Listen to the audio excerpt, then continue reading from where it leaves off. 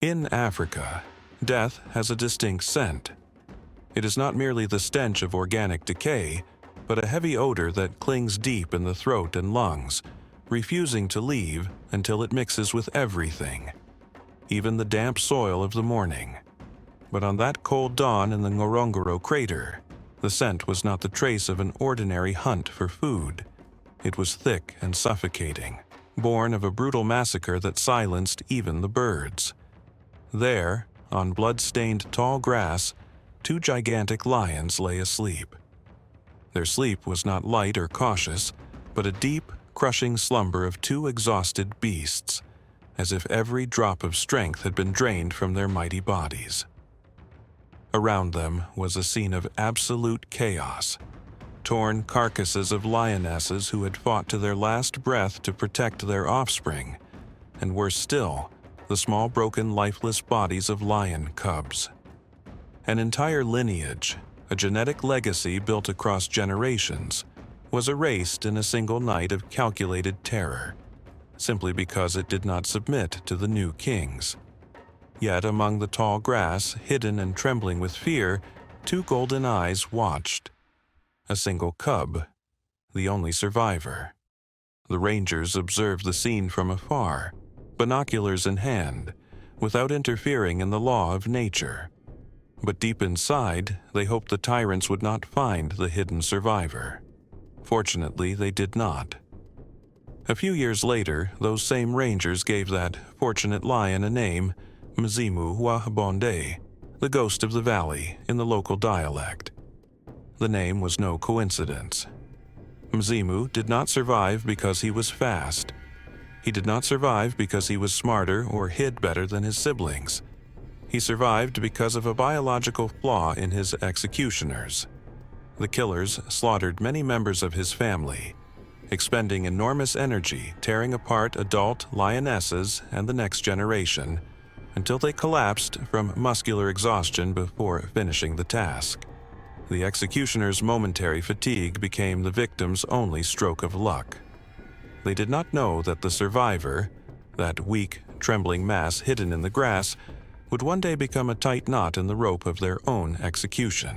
So stay with us as we head to northern Tanzania, roam its vast plains, and meet the powerful lion who carried his revenge as a sacred vow that had to be fulfilled in the most brutal way.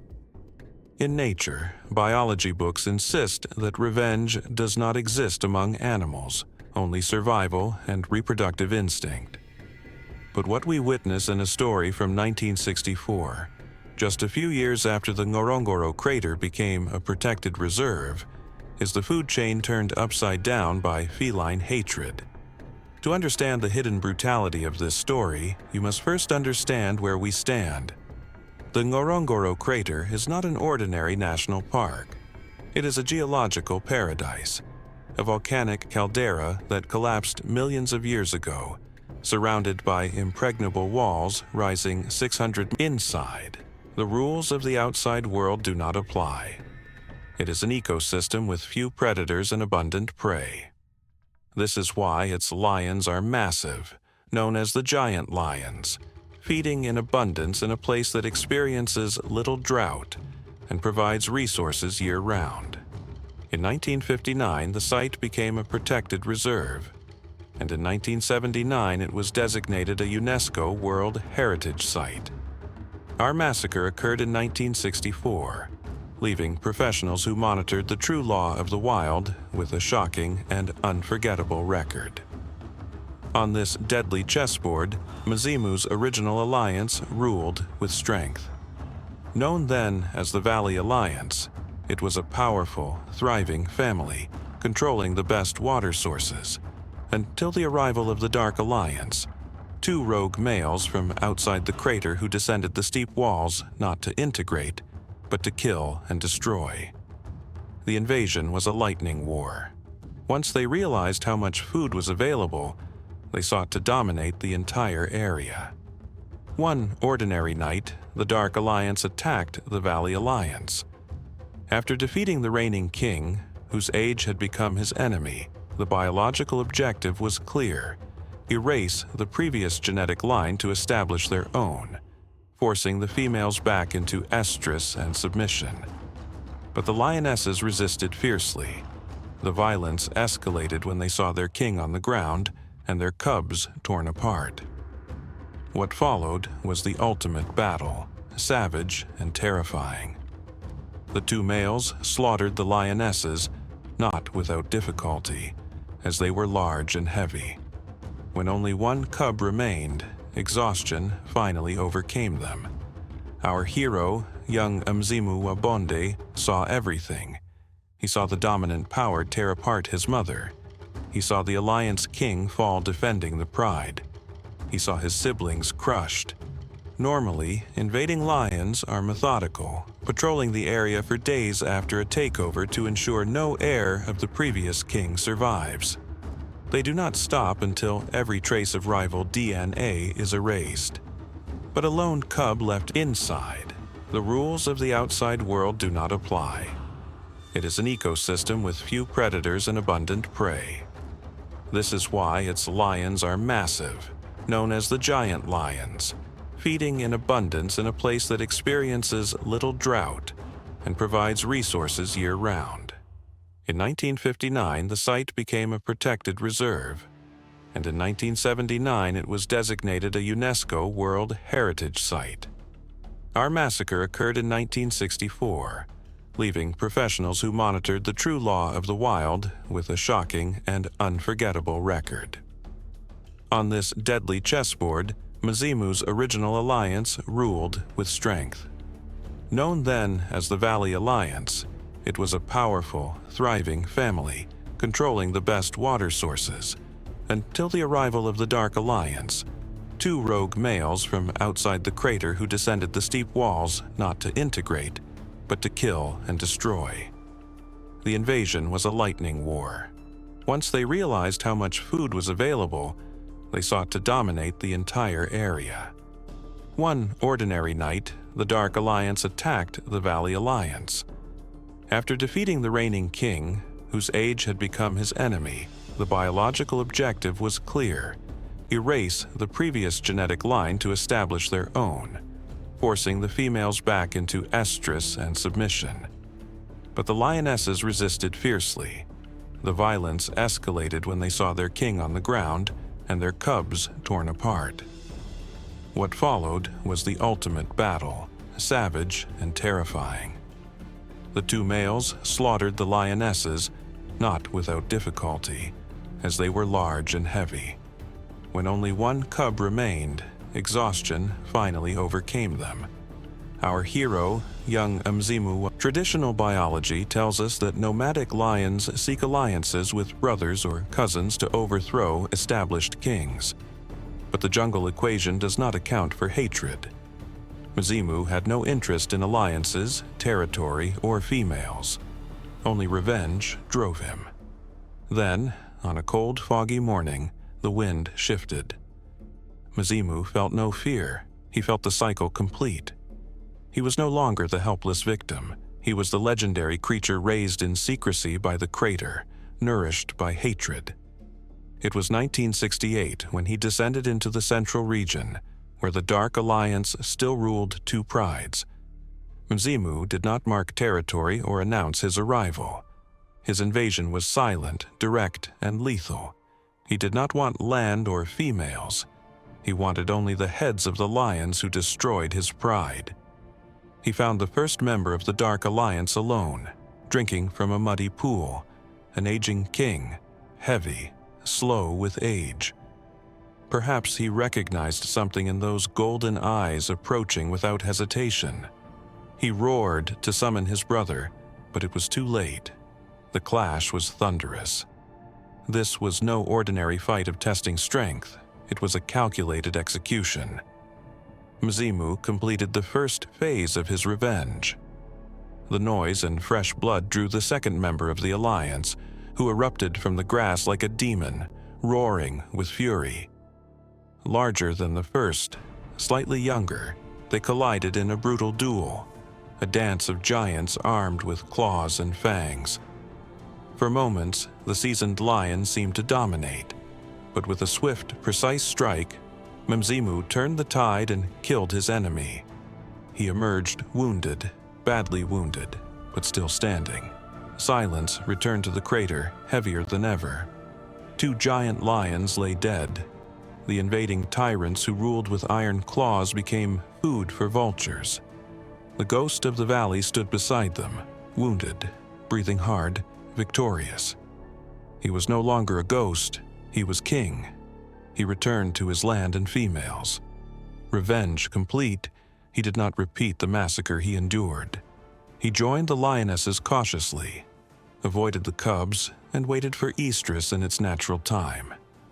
He refused to repeat the pain he had suffered, a scene that stunned observers worldwide. They achieved many accomplishments and imposed power and dominance on every path they crossed.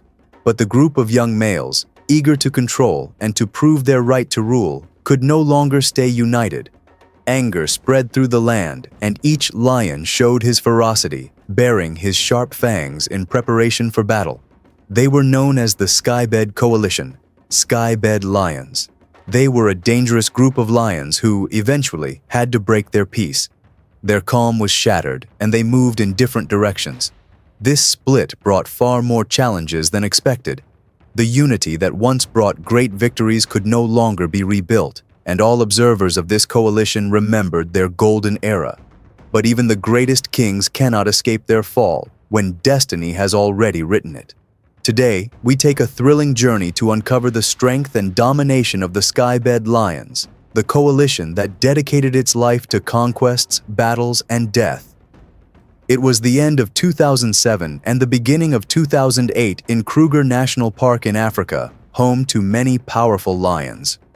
Among these lions was a great pride, known not because of its males, but because of the number of lionesses.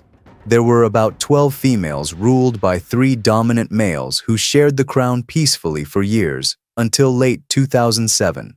Once the cubs were born, the land filled with their voices. The pride now had 12 cubs, all of them males. When they reached 1 year of age, curiosity led them to explore the surrounding territory. 3 of them wandered far from their pride, and they were killed by the terrifying Mapogos. After their death, the remaining 9 stayed inside the pride, needing protection to grow strong enough to defend themselves.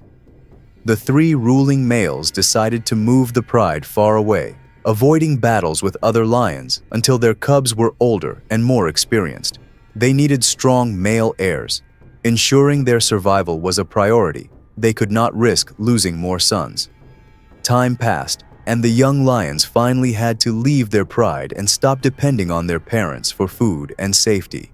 The 9 brothers formed a powerful coalition and began conquering land and lionesses to spread their genes and control nearby territories. Their large number worked in their favor. They won battles with ease, conquering 2 prides in just 1 year. After settling near the Skybed Bridge, they received the name Skybed Coalition.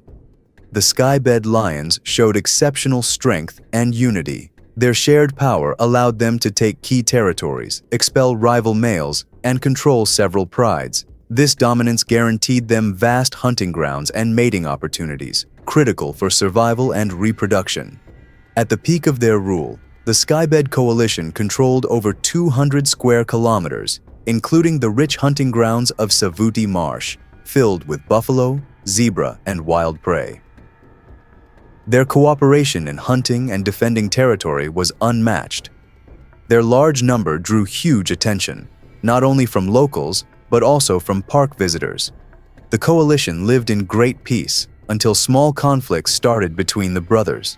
They realized these disagreements would grow violent, and they might soon fight or kill each other for power. To avoid deadly battles and prevent losing their territory, the Skybed Lions decided to split. But they did not know that this separation would weaken them and mark the beginning of their downfall.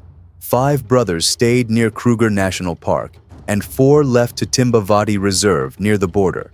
The 4 lions conquered a pride with many lionesses and cubs ruling for some time, until enemies appeared.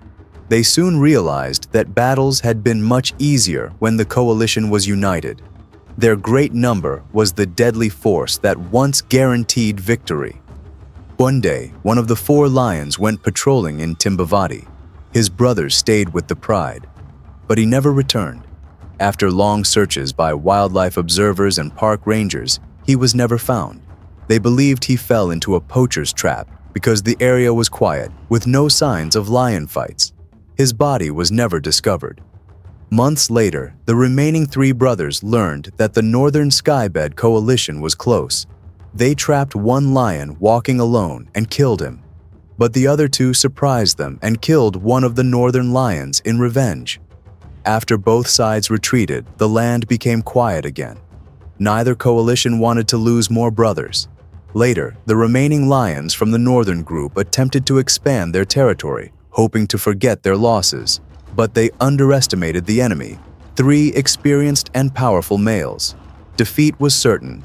The northern lions took their last breath in Timbavati. Back in Kruger, the 5 remaining Skybed lions faced heavy rains. Another coalition was preparing to enter their territory. In that moment, the largest of the Skybed lions was patrolling near the river. He was known for being bigger than the others, faster at avoiding attacks, and striking with deadly accuracy. No one imagined he would be the first to fall. 2 invading males attacked him. After a fierce and violent fight, they killed him. His brothers arrived too late. They had no choice but to accept their loss. Soon, greed and selfishness began to spread. The young kings no longer wanted to share food or females.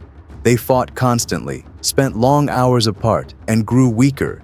In 2018, one of them suffered a spinal injury, likely from a buffalo. He could no longer hunt. His brothers cowardly expelled him from the pride. Without protection and unable to hunt, he died slowly from starvation. He had been the most beautiful of the 9, yet he suffered a tragic and lonely end. A safari group was with him, and an American photographer said she could not leave him alone. She convinced the group to stay with him until his final breath. It did not take long. 2 Skybed brothers were later seen together for some time. One of them had a deep scar in his eye. Their last sightings were in 2019, with their male offspring looking healthy. The rise and fall of the Skybed lions is a powerful reminder of how fragile and complex lion society is. Their story highlights the importance of unity, cooperation, and strategy in maintaining dominance. Although their rule ended in tragedy, the legacy of the Skybed coalition remains, an unforgettable chapter in wildlife history, and a striking example of how the animal kingdom constantly changes. Lands of thirst and blood, lions versus hyenas, an unforgettable battle. Silence the noise of the world around you, adjust the volume to match the thrill ahead, and get ready to embark on an epic journey, a wild tale that surpasses any animal conflict you've ever heard of. In the heart of what is known as the Horn of Africa lies a harsh land where rain rarely dares to fall.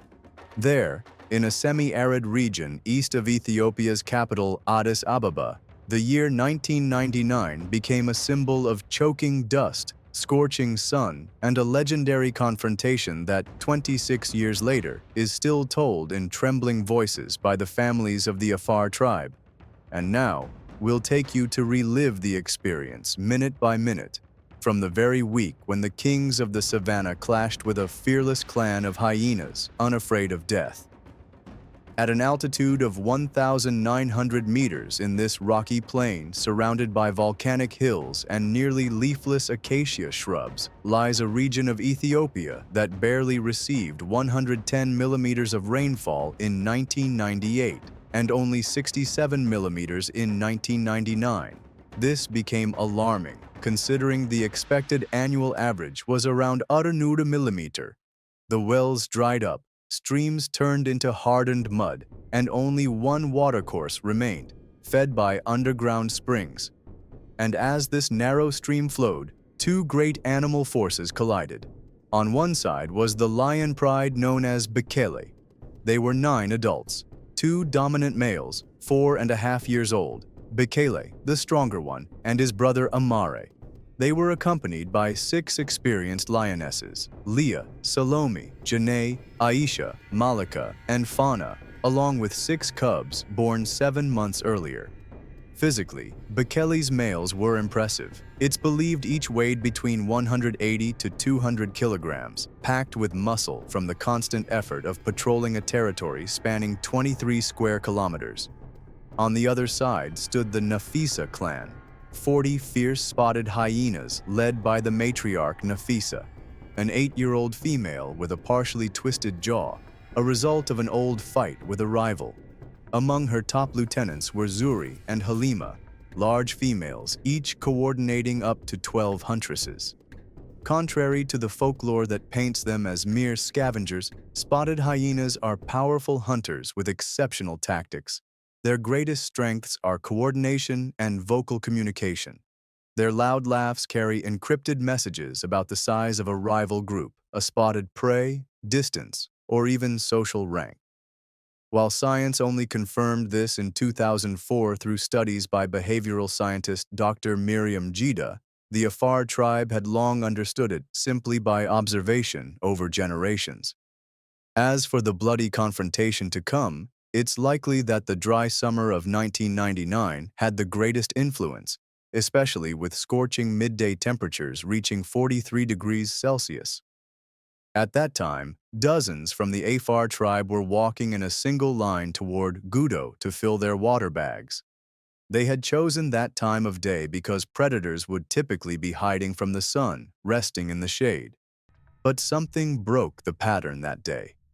Shadows lurked. Scouts from Nafisa's hyena clan were already there, exploring the stream and scoping out opportunities.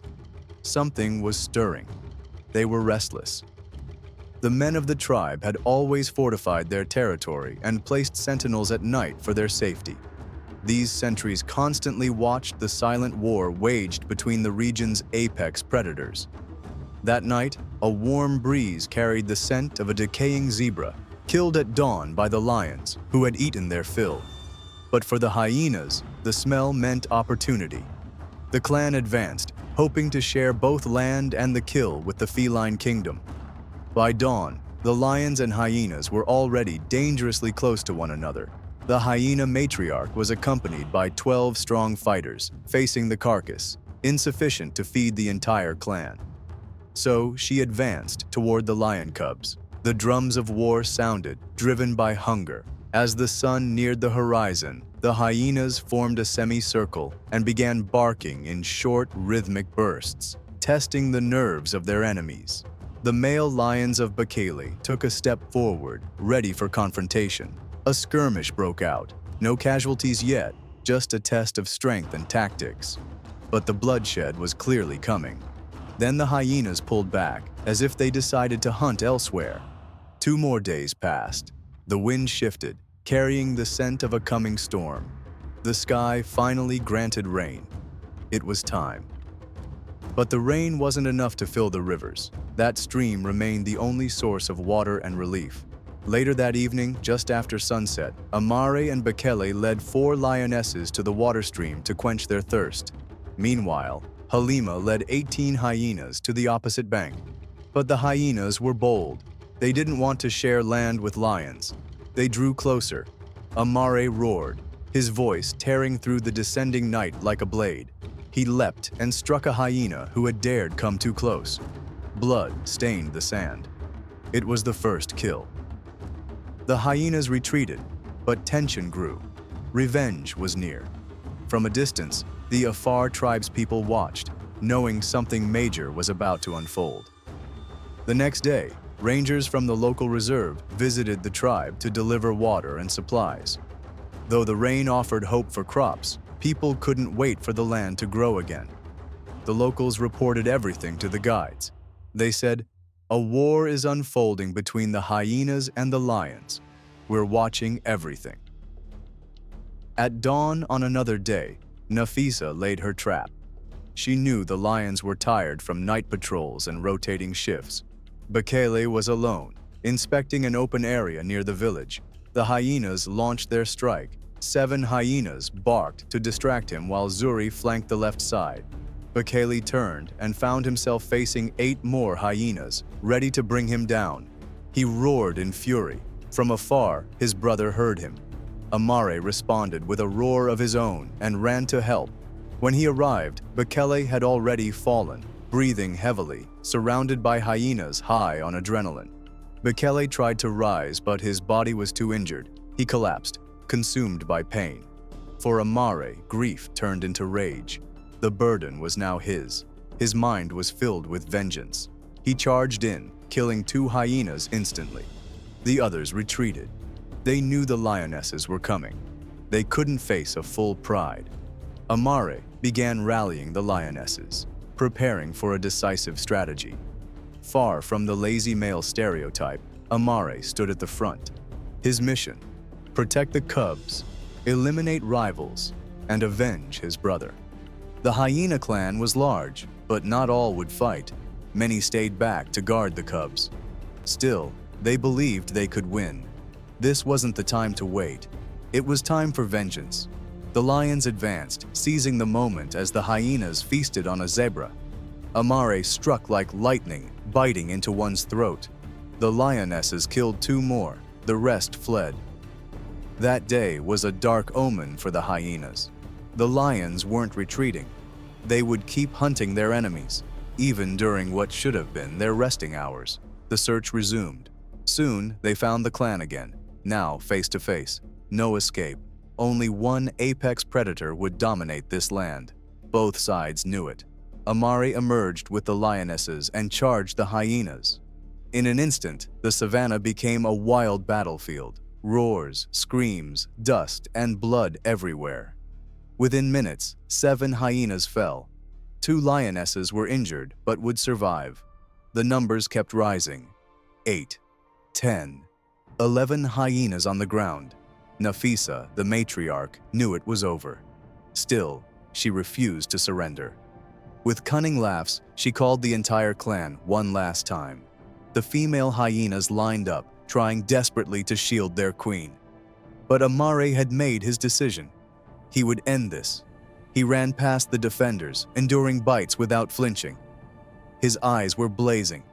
He reached Nafisa and bit her neck. She fell instantly. With the queen down, the clan broke.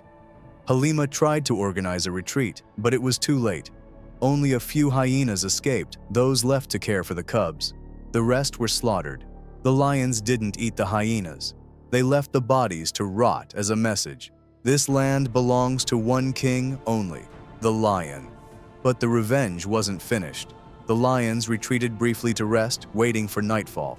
This time, Amare and Leah followed a scent, not of their cubs, but of hyena cubs. They wanted to finish the mission completely. They found 6 hyena cubs and a few adults watching over them. They attacked instantly, killing them all in brutal fashion. To an observer, it might seem cruel, but to lions, it was about eliminating future threats. The revenge wasn't easy. It was only 2 lions, and they returned severely wounded. The tribe's watchers hadn't seen the fight, but they heard it. They saw the predators staggering back, licking their wounds. They knew the mission was complete. The next day, they headed to the battlefield to collect the hyena hides. The hides were tanned with salt and sun, turned into drums used in ceremonies, reminders of the ferocity and brutality of that battle. One couldn't overlook the sheer power of the lions that tipped the scales, possibly enhanced by the extreme drought and deadly competition over life's most vital resource. Biologists studied the event deeply. When they heard the story, researchers Jeremy and Carroll released a final report in 2001 in the African Journal of Carnivore Behavior. It concluded, highly social groups can be defeated if they underestimate the raw strength and familial cohesion of rival alliances, especially during severe droughts when every drop of water comes at a deadly cost, a cost paid in blood. In the vast spaces that serve as a stage for competition, for the fight between the largest cats on Earth, where the soil and air are dyed red with blood, predators confront each other to prove their strength and dominance, and to declare the place a kingdom for the fiercest and strongest among them. Among these cats emerges the era of the fiercest lions, a group that fears nothing, named the Mapogos Alliance. dominated and led by the most ferocious lion in modern history, who made his name a legend of brutality and violence throughout the kingdom. He is the lion nicknamed Mr. T, or Satan, who left with his brothers to the Sabi Sand Reserve and established their own alliance. They waited to master hunting skills, strengthen their bodies, and steal others' prey before they occupied all parts of the reserve and wrote their terrifying, bloody history. Mr. T was the strongest of the group despite being the youngest, and was followed by his closest brother Kinky Tail, in addition to his other brothers Makulu, Rasta, and Pretty Boy. Mr. T relied on killing any dominant male he faced in the place in his way to expand in the reserve. Even he did not spare the young cubs or the females who refused to submit to him for mating. He killed them in the ugliest ways, to the point that he competed with his older brother Makulu for ruling the place, and a violent fight broke out between them that ended with the division of the group and Mr. T leaving the alliance with his subordinate brother Kinky Tail. The brothers headed east to control the northern and eastern part of the reserve, where the strong duo guarded their lands against many intruders who had the audacity to come. Not only did Mr. T and his brother defend their brothers and the reserve lands from one side of the east, but they also faced any attack from the west as well, where the entire western part of the reserve was almost surrounded by walls, which means that the only way to enter was through Mr. T and his brother. 4 years have passed since the Mapogos dominated the place. In this calm, a significant challenge awaits the two brothers as they face a new coalition of lions in the area. This challenge, posed by the Majingalanes Alliance, is one of the toughest battles these energetic, vibrant, and cunning young lions will encounter. The brothers set a trap for one of these 5 lions when he was wandering alone in the place. Then they surrounded him and killed him in a terrifying and fierce way. In the evening, the rest of these angry lions began to challenge and roar throughout the place to avenge the death of one of their brothers. Kinky Tail accepted this challenge and went arrogantly with his great strength to face them, to face the 4 lions. But the majority overcame the courage, and the Majingalanes Alliance was able to kill him in the ugliest way.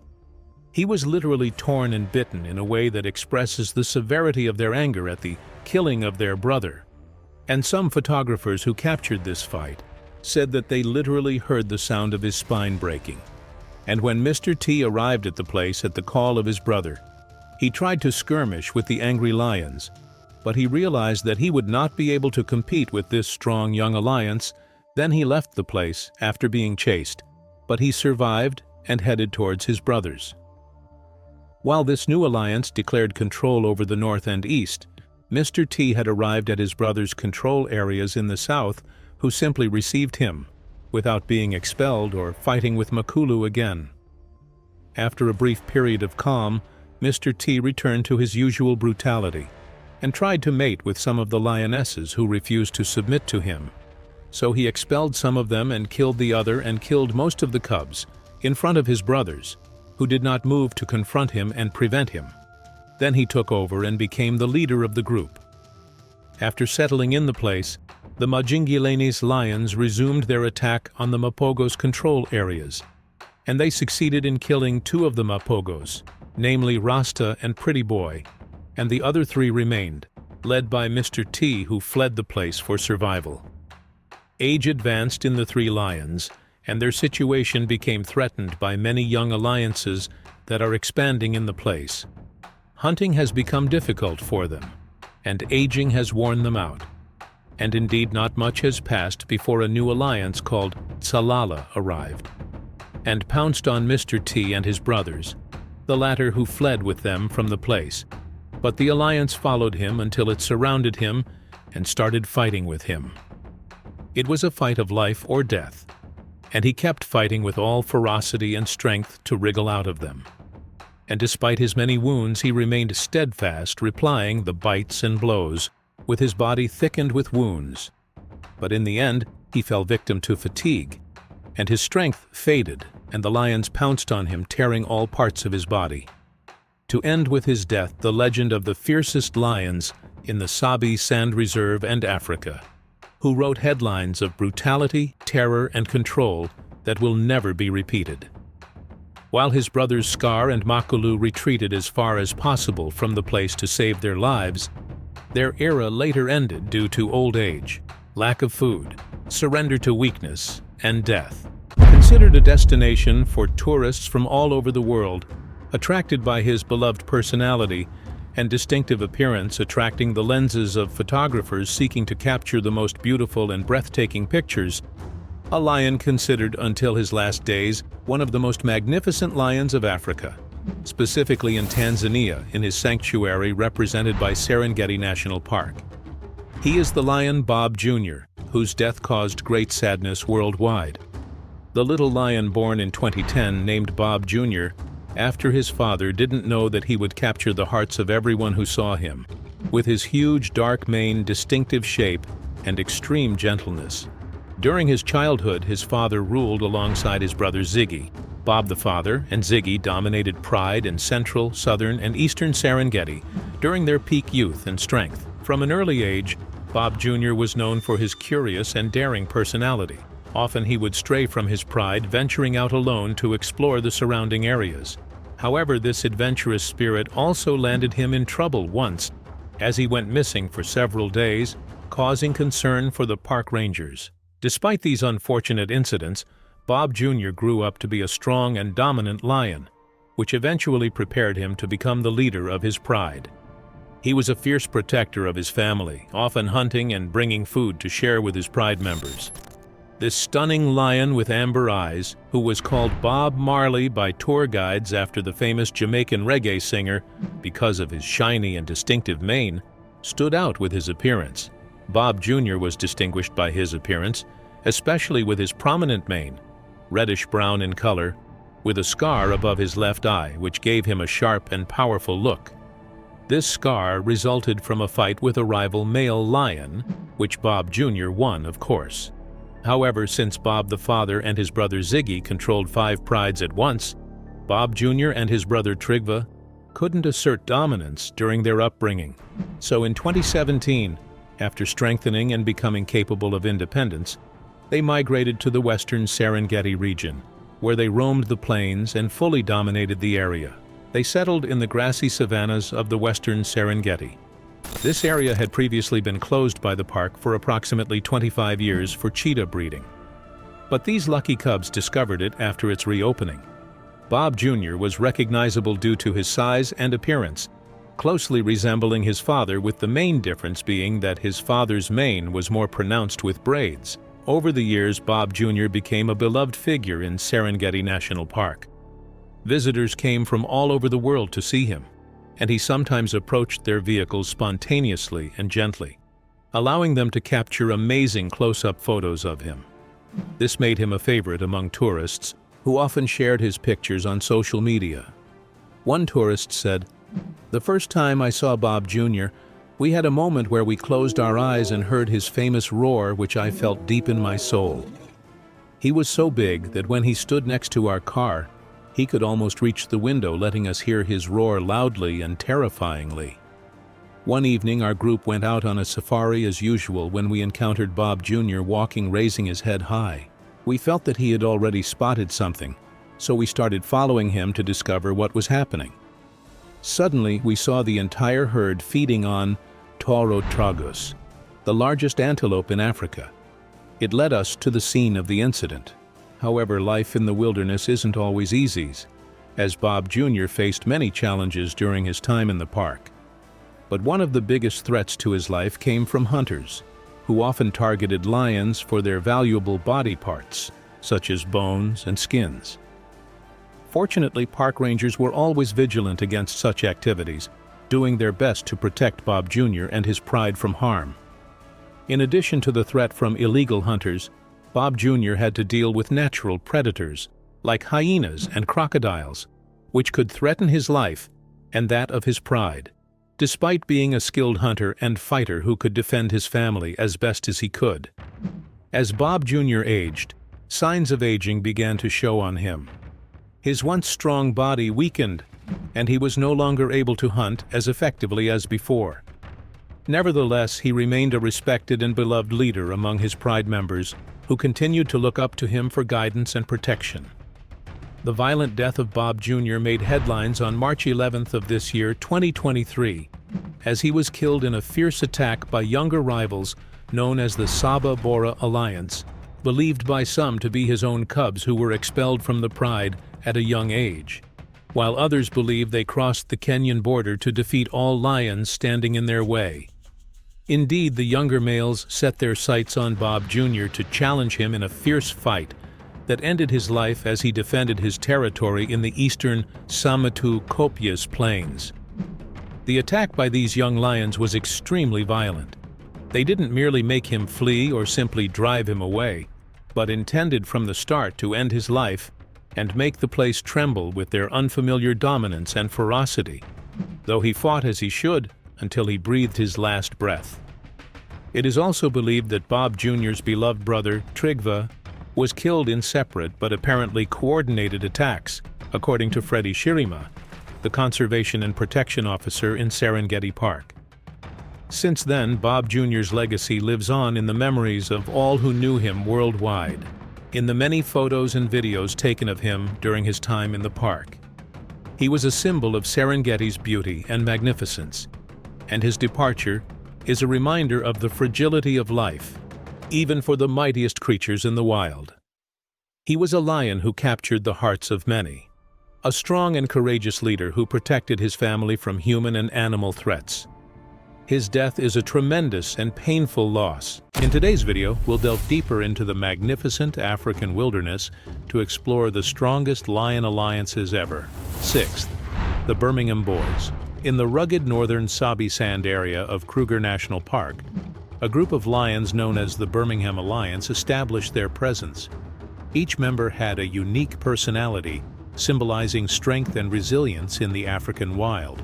Initially, Nsoko, nicknamed Blondie for his impressive blonde mane, took the lead as the eldest and fiercest. Naturally, Nsoko assumed his leadership role alongside his strong brother Nhenha, brave warrior Tino with broken teeth, and mischievous and aggressive Mfumo, named after a legendary villainous character. They cooperated as blood brothers to protect their territory and secure food collectively. However, life for the Birmingham Lions wasn't always unified. It was a mix of competition and desire for solitary rule. Battles erupted over mating rights and dominance, leading to violent conflicts within the coalition with severe consequences that eventually scattered this powerful alliance. Fifth, the Notch Coalition. The Masai Mara region, with its vast golden plains and immense animal diversity, witnessed a unique lion lineage known as the Notch Coalition. This group of 6 strong males, led by the grizzled male Notch, were angry siblings filled with bloodlust and hunting prowess. Their harmonious teamwork made them elite hunters who decimated many wild animals, including zebras with their high speeds. Their secret weapon was their thrilling collective action.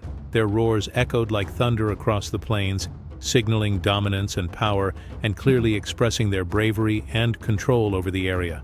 Led by Notch and his fierce sons, they were always effective attackers and seasoned warriors in battles. Spanning over 1,000 square kilometers, their prey-rich kingdom was highly contested by other beasts. Thus, it was inevitable that this kingdom would fall. As Notch aged, signs of weakness appeared, and his roar turned to whispers.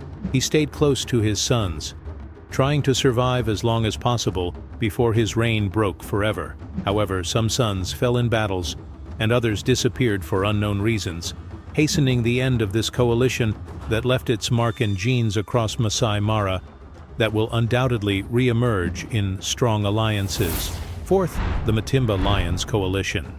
The formation of the powerful Matimba Coalition and its emergence in the Sabi Sand area was a very frightening era, which lasted from 2010 to 2017. These 6 lions were famous for their strength and ferocity, forming regional invaders, aggressors, and usurpers of many lands from other lion coalitions. This group originated in the Ngala Reserve, where their journey of dominance began in 2010 when they moved to Manyeleti, successfully expelling the dominant lions to establish their own territories and lands that extended across Kruger National Park to Ngala Reserve and onto Sabi Sand.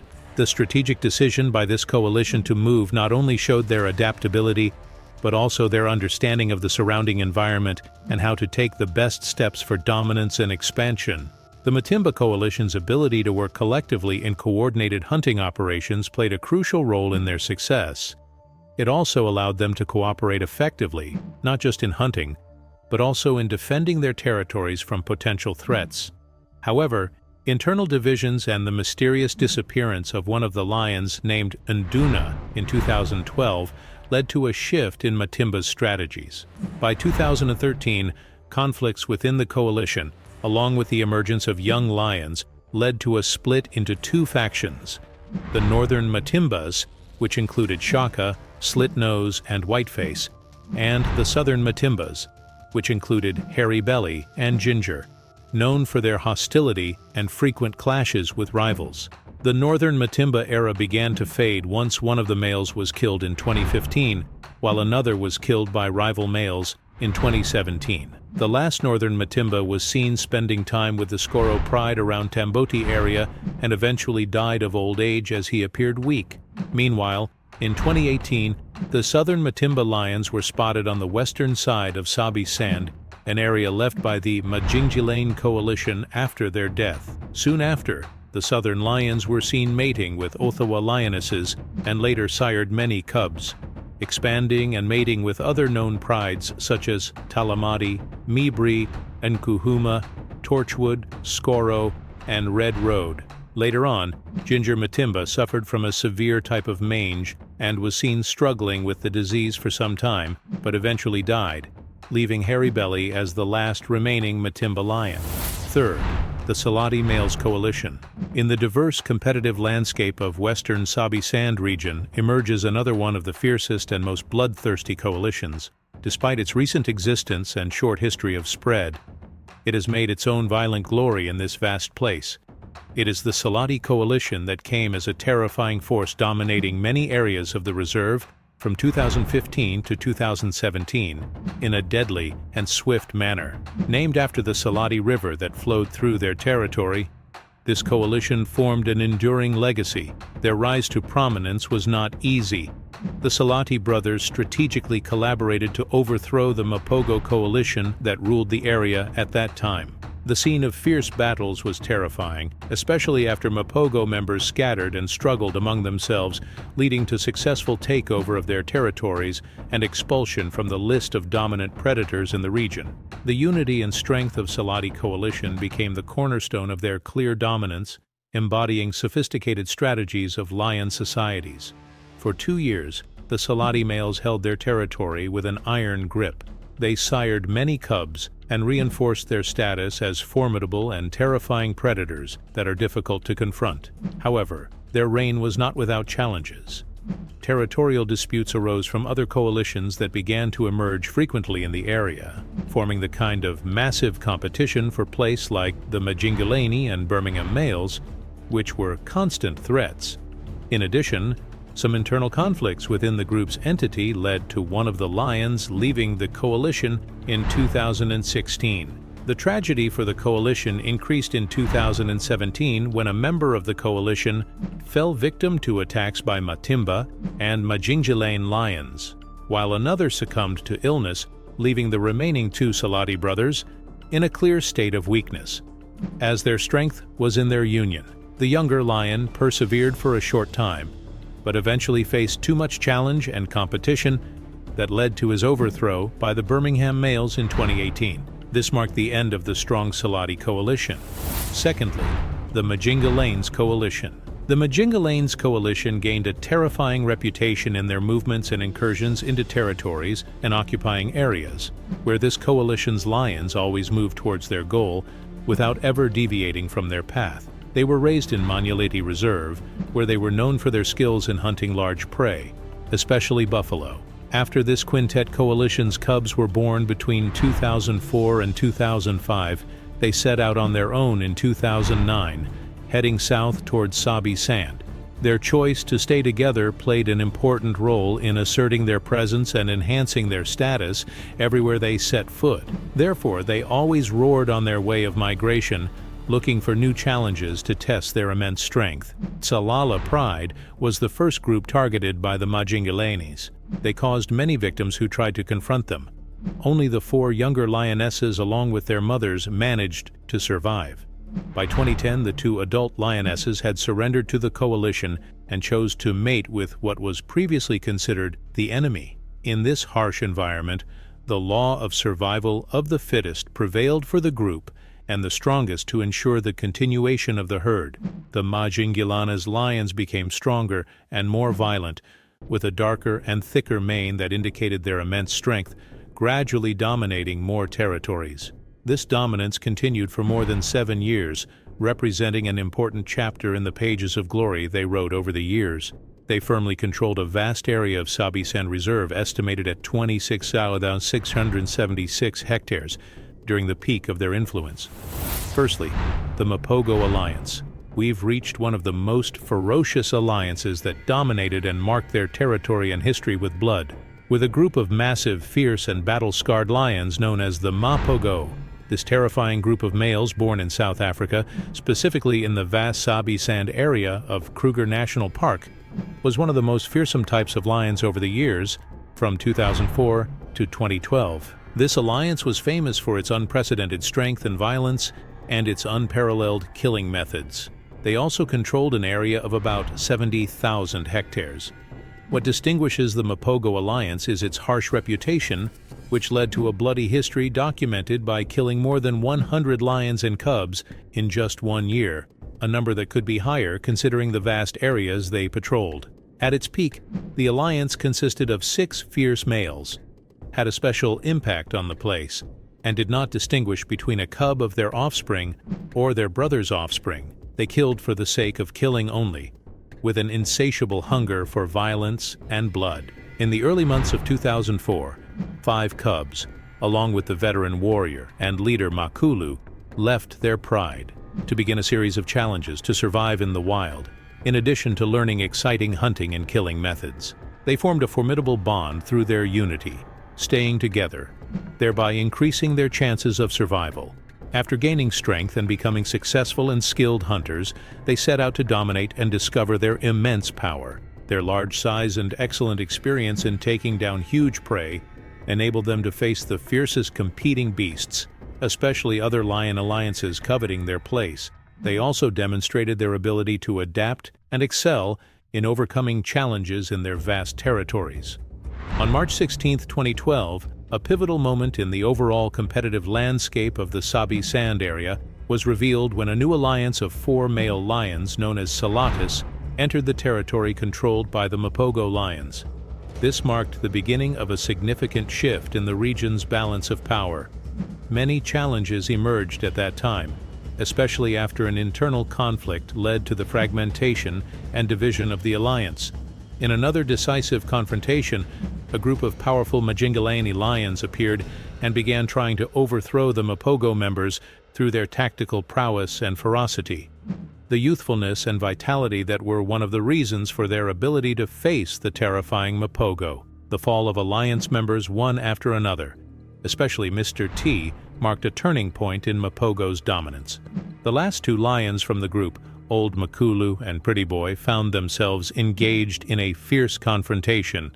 It led to their withdrawal into Kruger National Park's territory, trying to stay away from danger as much as possible. However, they faced Kruger's lions, who eventually overthrew them, declaring an end to an era of one of the most brutal and bloody lion alliances.